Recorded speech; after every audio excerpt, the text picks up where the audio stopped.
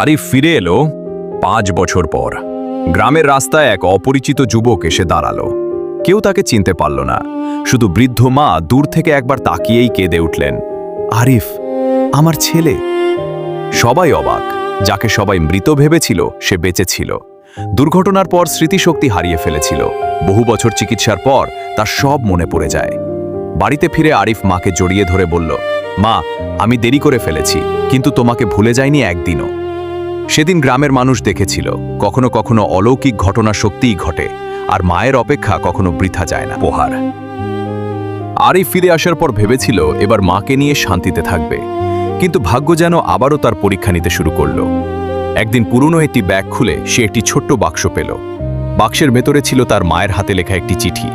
চিঠিতে লেখা ছিল, বাবা আরিফ, যদি কোনোদিন আমি না থাকি তাহলে কাঁদিস না, মানুষের পাশে থাকবি, তোর ভালো কাজের মধ্যেই আমি বেঁচে থাকব। চিঠি পড়ে আরিফ চোখের পানি ধরে রাখতে পারল না।